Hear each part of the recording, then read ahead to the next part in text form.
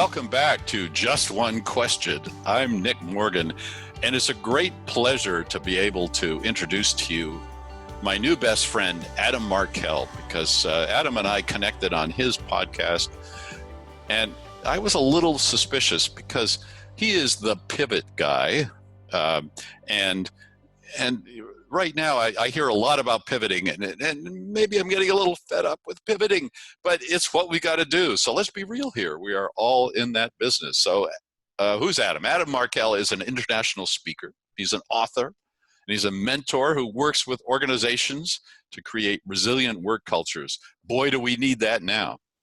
And he's the best-selling author of Pivot, The Art and Science of Reinventing Your Career and Life. Boy, do we need that now. Boy, do you need that now. And he hosts the podcast, which, as I said, I was on, the Conscious Pivot podcast, where he shares insights on pivoting in today's fast-paced marketplace. Okay, his latest book, he's got a latest book because he's a hard-working guy, Change Proof, Leveraging the Power of Uncertainty to Build Long-Term Success. And that's due out from McGraw-Hill this spring. Now, I would be remiss if I didn't add to that already lengthy list of accomplishments that Mr. Markel created one of the best TEDx talks I've seen recently. And I don't say that lightly because I watch a lot of TED Talks and I'm hard to please. Let's call it the I Love My Life TEDx talk. It's doing this for 10 seconds will change your life, I think is technically the title of it, something close to that. So Adam, welcome to the show. Check in, tell us how you're doing. Well, first and foremost, I wish I was getting paid, or I should probably say I'm getting paid every time the word pivot is being used. Yeah, I wish you were. I'm doing just great. My answer to that question, it's kind of a loaded question. And having grown up in New York, we used to say it a little differently. I know you're up in the Boston area, but we'd say, how you doing? You know, like that Joey Tribbiani thing, how you doing? And it is a loaded question when you ask somebody, how you doing?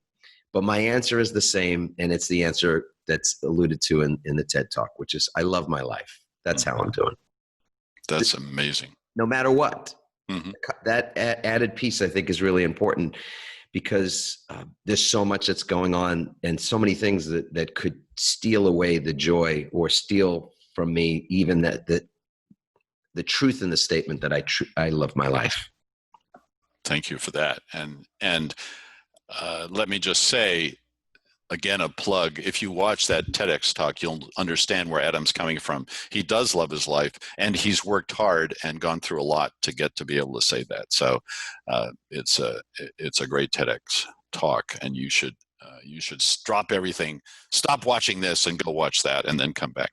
All right, let's get on with it. Just one question for you, Mr. Markel. The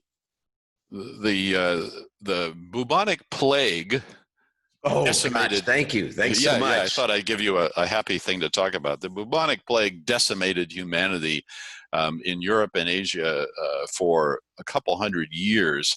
But when it was finally done, we had this great outpouring of creativity and human ingenuity and changes in hierarchy and society and religion and philosophy. It was an enormously creative time and a beautiful time for humanity called the Renaissance. Then in 1918, after the horrors of World War I, we had the Spanish flu, where 50 million people died in a couple of years. Much more intense time, focused time than the plague, of course, but nonetheless, a terrifying time. And many of the ways people talked about that back then are very familiar, are eerily similar to the way we're talking about our pandemic now. And what happened after that, the Spanish flu, was this great outpouring of human creativity and ingenuity known as the Roaring Twenties. And we had Art Deco and the Bauhaus movement. We had the Harlem Renaissance, and we had speakeasies, and we had jazz, and we had all kinds of exciting developments in the hierarchies of society and philosophy and religion. Now, my question to you, therefore, is we're going through a terrible time now, again, where there's suffering and death, and humanity will come out of it. We know this. We don't know how long it's going to take, but we know that we will come out the other side. What will be the corresponding creative outburst? What will that look like, Mr. Markel, the pivot guy? Oh, my goodness. Well, there will be one. So I'll just state the obvious, and then I can't get myself in any trouble there. There will be one for sure. Right now, I feel we have this grand opportunity, and that is to leverage the power of uncertainty. It's a shameless plug for this book that's coming out next spring. But uncertainty is an awful feeling for so many people. It just triggers so much fear and so much of our reptilian or prehistoric response to what we perceive as threat.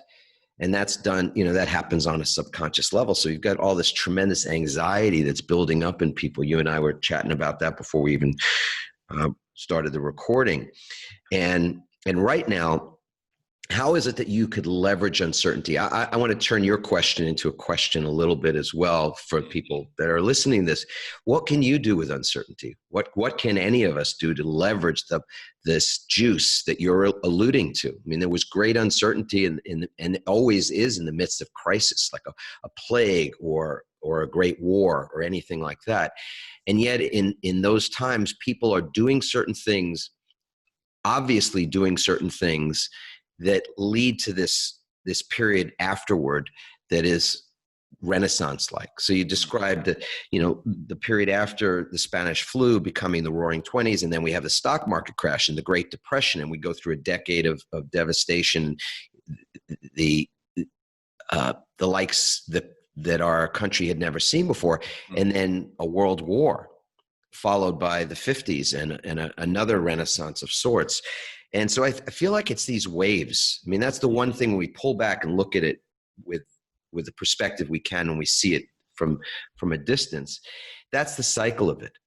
We have these troughs and these crests, and to know that, I think, gives us security.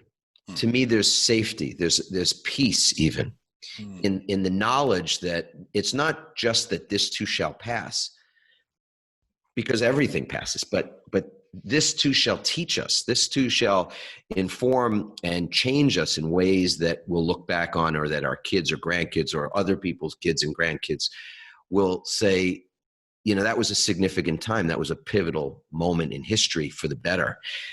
Right now, to me, when it comes to how do you grasp the power of uncertainty, number one, this is a time for leadership. In uncertain times, we are craving leadership.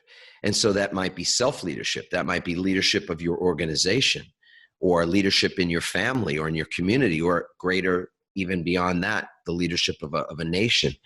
These are important things. So to rally around that craving, to feed and to fuel the craving within yourself, to step up to the leadership opportunity, I think is a wonderful way to convert what is otherwise feels like helplessness and even hopelessness, and convert that into something that's really usable, fuel for something that betters not only us now, but the us, like you said, 5 years from now, 10 years from now. I think this is the great opportunity. The places you can go with that are sort of endless, to find your spiritual path, to find God, if that's something you're seeking, to find your own higher purpose, or the meaning of your life, or the meaning within the work that you're doing, to revisit. So many times in companies that we speak to, they have values, and yet now is the best time to be reevaluating and diving back in to see whether those things are even relevant now. What does that look like today? So yeah, I love the question, because I lean into my own nature to see the glass as half full, to be able to say, yes, we know what will come next. And there's a peace and a serenity, I suppose, in just the knowledge of that. And then it brings us back to the present moment, which is, what could we be doing? What art could we be creating?